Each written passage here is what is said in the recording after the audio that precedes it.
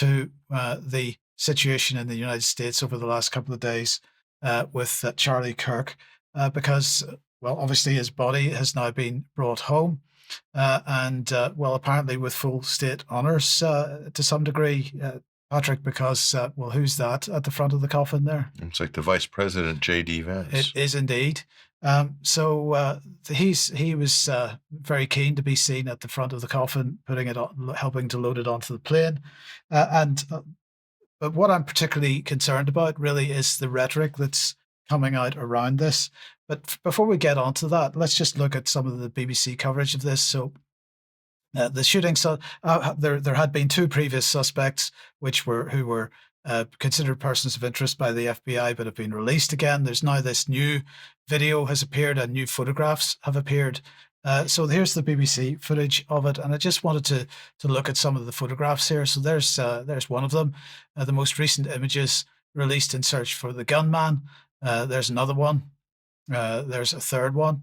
There seems to be something missing there, Patrick. Can you see what it is? Well, beside the fact that the images they've chosen don't have the face in it, I'm sure there's plenty of other images that have the face. They're not showing the face. That's one thing I noticed. But there's another thing. If this is the shooter, wouldn't he be carrying the weapon? Well, indeed. So there doesn't seem to be a gun. And this is very strange. Even in the video clip that they released of someone in black jumping off the roof of the building and running across the street towards the little wooded area where allegedly the firearm was found, doesn't seem to be carrying a firearm. He seemed to be carrying the backpack that we saw on that image there, but he didn't seem to be carrying a firearm. So I mean, it's all very confusing. It could be in the backpack. It could, if it was a multi-piece disassembly, which it wasn't. Which it wasn't. Which it wasn't. That's the only option I can think of there. Otherwise, it's a big gaping hole in the story. Well, it seems to be at the moment. But in the meantime, the thing that really struck me was the language being used on social media. So let's just look at some of the examples of it. This is somebody saying, Philadelphia school teacher on the left, I need my detectives to find out who this scumbag is and get him fired, because the guy is wearing a T-shirt that says, is he dead yet?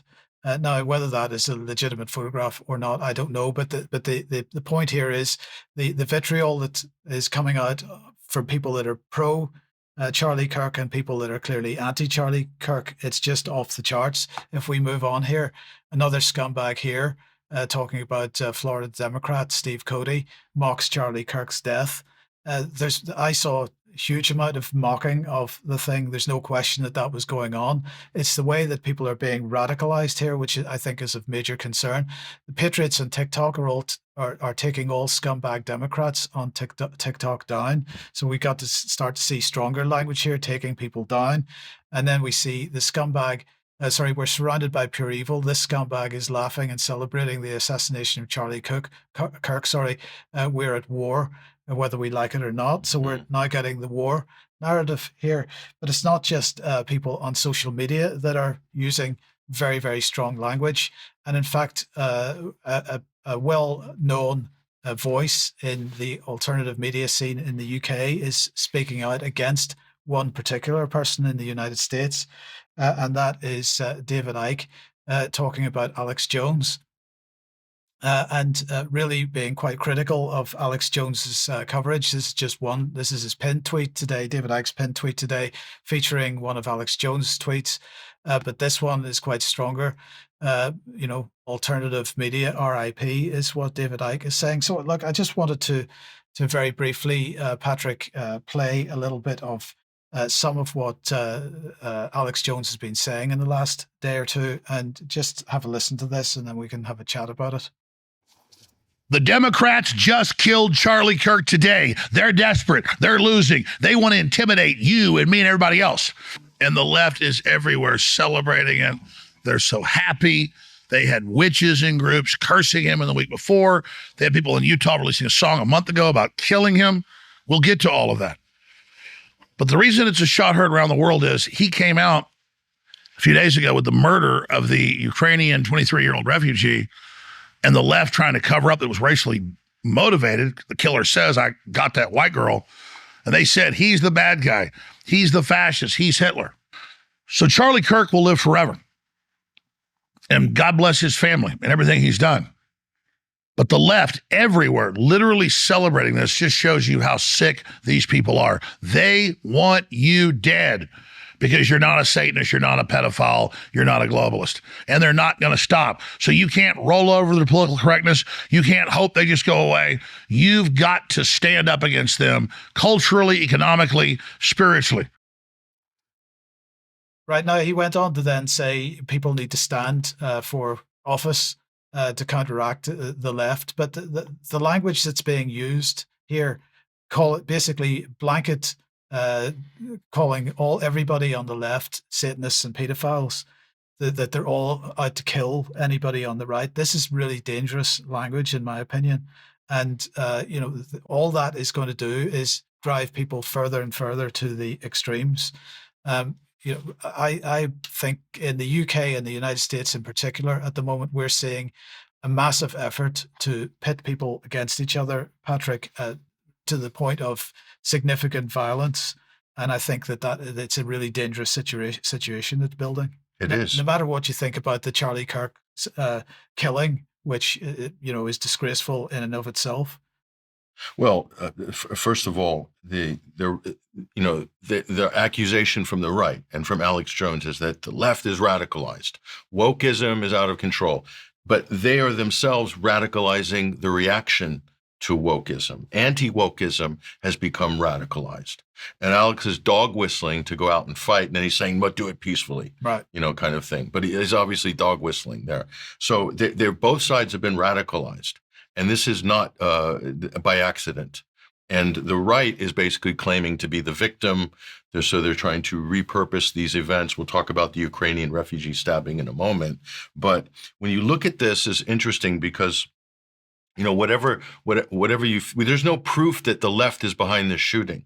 And a lot of the accounts that are gloating that you showed about Charlie Kirk's death are anonymous accounts. Some of the biggest anonymous accounts on X, these are people that are so cowardly they can't even put their name on their account.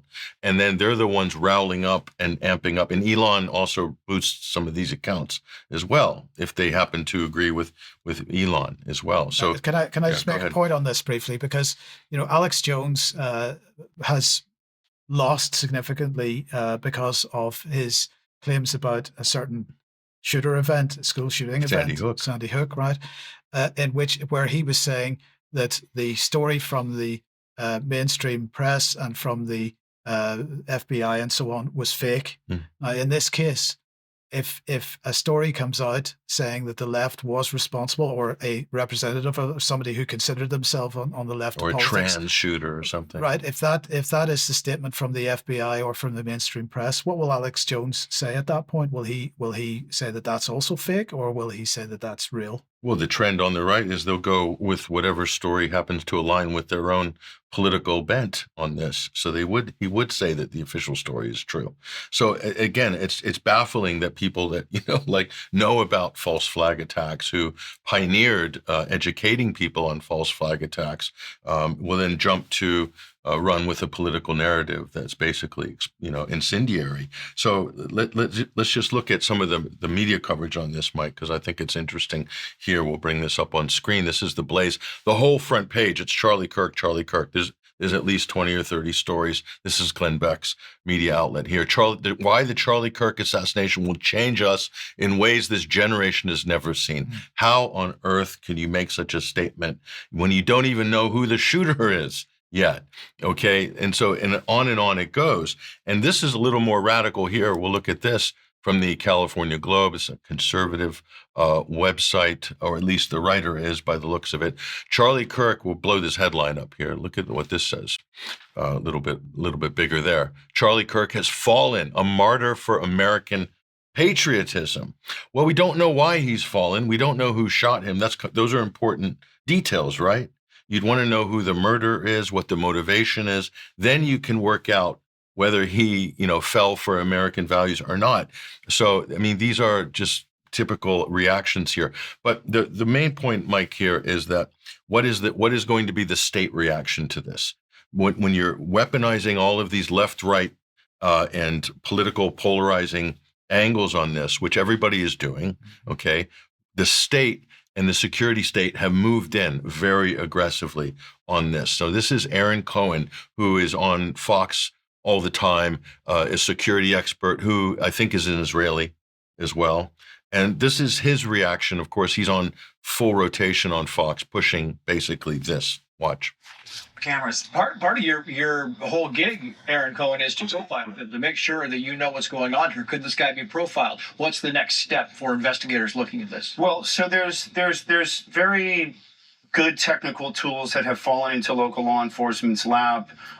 There's flock systems for cameras which allow license plates to be read. I'm sure that the Provo Police Department, who I recently spoke to about Gideon not long ago, Trace, we kicked him out an alert. I guaranteed them, and I actually made contact with them quietly to let them know that we were going to be ramping up the system for any additional attacks or copycat attacks out there, and shot that out to 20 more agencies who are on the pilot. So there's a flock system which allows those cameras are essentially placed around counties and around cities. They can read license plates. They don't monitor people's name and personal information like all the conspiracy. They literally will get you a license plate. So if this individual jumped into a car, which he likely did, that'll get dropped into the investigation once they get a make on that, if possible. They can then start pinging cell phone towers to try and track down cell phones. That'll get thrown into the mix as they start closing in on the investigation. But really, I think the biggest concern now is hunting down this shooter. Could it be a collapsed AR? It could have other pistols and weapons. It could have been, who knows? Getting this guy in handcuffs and arrested. Everything else will fall into place afterwards. But there's an active threat out there, and he needs to be cuffed. So he's not being correct there. Israel does gather personal data and attach it to facial recognition. And they're using this, they're pioneering this in Gaza against, for killing civilians, basically. So there's the Israeli security expert. So they're going to all these Israeli experts on U.S. media to empower the state, the Trump administration, to crack down on, potential threats. So where's this going to end? Well, here's Marco Rubio. Take a look at this. So in Thomas Fassi, great journalist here in Italy, this is how it starts, the new Patriot Act. Breaking, Marco Rubio's State Department will ban any foreigner from entering the United States who, quote, celebrated the assassination of Charlie Kirk on social media using AI tools, presumably. And this was announced and confirmed there. So, I mean, you do get these sort of reactions as a result of what's happening. And I don't know where exactly this is going to head in the long run, but let's take a look at what rallies are looking like and will continue to look like. Look at the security perimeters around political events now in the United States. And again, we see a lot of this as well. But inside, you basically, this is hardening the echo chamber politically. And this is what's happening. The polarization in America is increasing. Trump rallies are sort of resembling sort of cult kind of evangelical revivals. And people are becoming more and more balkanized in their political corners here. And, I look at a film like V for Vendetta in 2005, and just coincidentally, they merged the cross of St. George there with, I think, a Norse symbol as well. And this was the party of the Lord Chancellor there in V for Vendetta. But, you look at those science fiction depictions of the future, and I have to ask legitimately, we're not far off, actually, if you look at some of the symbolism that's going on around this. And this was, in V for Vendetta, that was a race-based party. I think it was Norse Fire was the name of the party. And of course, famously played by, I think it was John Hurt, I believe, the actor. I can't remember. I think it was who was in Orwell's 1984. Yes, right. Yeah. So, but here's the other question. This was clearly a professional hit. I cannot look at this event with Charlie Kirk, Mike, and say this is not a professional hit. From a distance, sneaks onto a roof, long-range rifle, perfect shot, hitting the artery on the side of the neck. I mean, and that same Israeli security expert we had on, Aaron Cohen, he was in the segment before that, we didn't have time to show it, saying he got lucky. The shooter got lucky. Nothing to see here. He was just probably a radical leftist or what. I don't know what the explanation on Fox was, but that's basically his shtick. But this was a professional hit. They don't have the shooter. He didn't post the manifesto on 4chan. So if it was a professional hit, who hires professional hitmen? State actors? Governments? Which government and state actor has logged in the most amount of political assassinations in the last few years? It has to be Israel. So here's James Lee, who is a major influencer on social media, and he reminds us of this pattern, this change in Charlie Kirk's rhetoric just over the last 2 months, and what that might mean in terms of, could Charlie Kirk have fallen foul with powers well above even his pay grade? Listen to this. This is a source that I trust very much, and this is coming from the top levels of government. And they were having dinner with people, senators in the Senate Foreign Intelligence Committee. They are not openly saying this at this point. Of course not. But in private conversation, they're saying, hey, this looks like potentially Israel is behind this. Wow. And then in terms of getting to the actual evidence itself, a very close friend of Charlie Kirk's put out there. Charlie didn't want to put out this tweet himself, but he told a friend to put it out on the internet and said, hey, if I go against Israel, I think they will kill me. And when did he say this? This was August 13th. So less than a month ago. I can see Charlie over the last few months sort of take in new information and have his mind shift a little bit, right? He used to be an Israeli loyalist. Then he starts to sort of mildly criticize Israel in that, hey, I don't think, we shouldn't be allowed as an American to question the acts of a foreign government. I have text messages, Megan, calling me an anti-Semite. I have less ability sometimes online to criticize the Israeli government without backlash than actual Israelis do. Mm-hmm. And that's really, really weird, isn't it, Megan? And he publicly said, hey, maybe Epstein was Mossad. He certainly had a lot of connections to Israeli ex-prime ministers. And there's also this clip where he questions how October 7th happened. Was there a stand down order? 6 hours? I don't believe it. Israel's the size of New Jersey. When I took a helicopter ride from Jerusalem to the Gaza border, it's 45 minutes. 6 hours. They're live streaming the killing of Jews. Did somebody in the government say stand down? That is a legitimate, non-conspiracy question. I mean, this is a big problem for Israel. Charlie Kirk was maybe the most influential figure on the right, especially with people under the age of 30. Mm-hmm. And when you start to have somebody that influential as a conservative is say, hey, we need to maybe reassess this relationship. There's something weird going on. This is a warning to people in the media to say, hey, you need to stop this right now because you could be next. So Charlie Kirk is one of the most influential conservative for the 18 to 40 age group, probably one of the most influential conservative voices or advocates in the country. So for him to change path even a little bit on the Israel issue, on the Gaza issue, is huge. And then this happens. And Netanyahu takes advantage, Rabbi Shmuley takes advantage. They're all basically grifting off the back of this tragedy. Okay, and that in itself is strange. Okay, but let's just finish this off then with this question of the Ukrainian girl and the murder of the Ukrainian girl, and was that actually a race-related incident? Well, this was earlier, just a few days before, and then this happens: fatal stabbing of a Ukrainian refugee, blonde, good-looking, white, as she's been portrayed by the right-wing media, and she was killed by this black man in North Carolina on a train. Clearly, this person had mental issues, like so many other people who do random killings on the street. But immediately it got branded by the media, on right-wing media, as a racially motivated. I think even Alex Jones said it was racially motivated, right, according to him. But we don't know that for certain. But then there's the federal reaction here. We'll bring this up on screen. He's going to be charged with a federal crime. So this plays into the troops on the street using federal assets for law enforcement here, because it was on a mass transit thing, being charged with the federal crime. And then we'll go back to that original video. Yeah, this one. And so how the right-wing media is totally trying to spin up a race war on the back of this. Watch. But because it's race related and it makes white people look bad, it's got to lead. If it leads, it bleeds. If it bleeds, it leads. If a black bleeds, it leads. I just want that same energy all the way around then, if we must talk about it. I want that same energy all the way around. So these are the same people that lost their minds over George Floyd, pushing that narrative like it was a lynching when the facts scream suicide. But they had. When the facts scream suicide, there was no suicide with the George Floyd thing. Anyway, we'll put that aside. But that was a typical podcaster in America, basically saying, well, if what they did during George Floyd by making it about race is wrong, then we're going to be wrong and make it about race. So two wrongs don't make a right. Now, I covered the George Floyd story in depth. We also shared some of that on this program at the time. Right.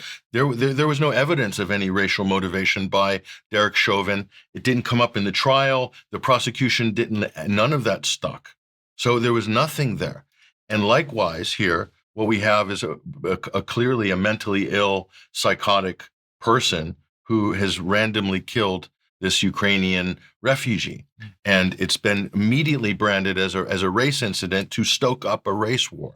Everybody in the media is so anxious to pit white against black, Christian against Muslim. They just won't stop until they see blood on the streets. That's the only conclusion I can make here. If it's not about race with George Floyd, because there's no evidence that it is here, not any real evidence, compelling evidence. Why can't it just be a crime? Why can't it just be a murder? Why do we have to attach race to it or religion? Because we're being played. Yeah, and that's the problem. And that's the thing people really need to step back and take a deep breath about. And the other thing is with Charlie Kirk, last thing I'll say, Mike, it's important. You know, even though I disagree with Charlie Kirk, especially on the issue of Gaza and some of the crazy things Charlie Kirk has said over the years, it's not permissible or to shoot or try to kill somebody you disagree politically with. And that goes for all the radical leftists as well. And that also goes for the people on the right with their political enemies. I mean, we cannot get to a point in society where we cannot have a political conversation that it must be settled at the barrel of the gun or at the end of a fist. We're very, very close to being at that point. And we're being pushed towards that point. Absolutely. And people need to step back and think, are you being pushed to that point? And if so, do you know who's pushing you? It's an important question. You got to stop, pause, and think about that. Mark,